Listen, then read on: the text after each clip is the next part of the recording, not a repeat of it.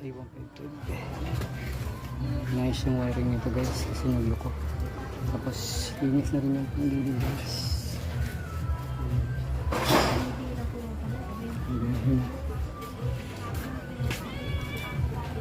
Ilan taon na sa'yo to? 4 years. Tagal na rin pala.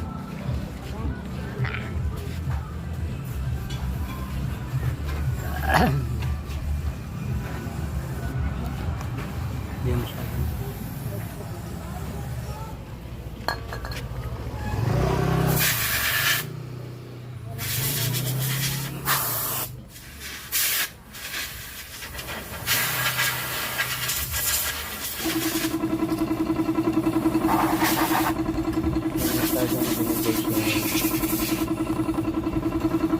Years na rin pala ito guys.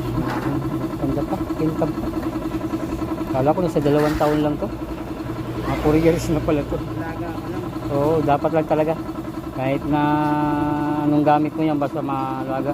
May ginawa kaming Aerox, gamit ko ng gamit. Yung ilalim ng mga wire, puro basura na. Minsan na ano na ng honeybee. Parang gusto na ng honeybee kasi may nakuha honeybee dun sa wire eh. Bahayan.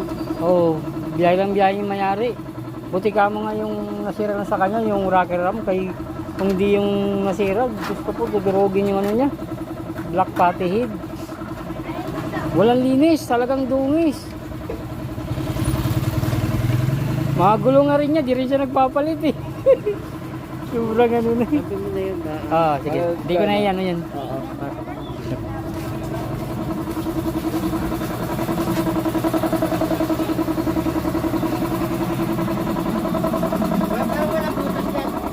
Wala. Pero magta-tire sealant ka pa rin. Pagka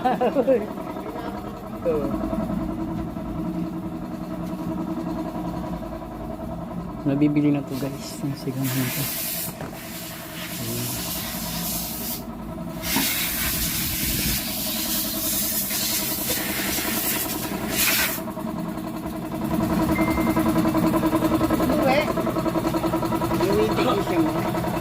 Baka kumain yun.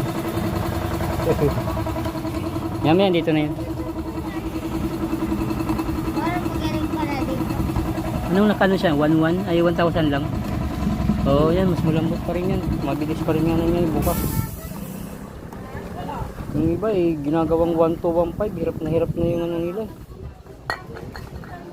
Makaahon. Hindi, nag-iba kasi yan. Ang hilig mag-experiment.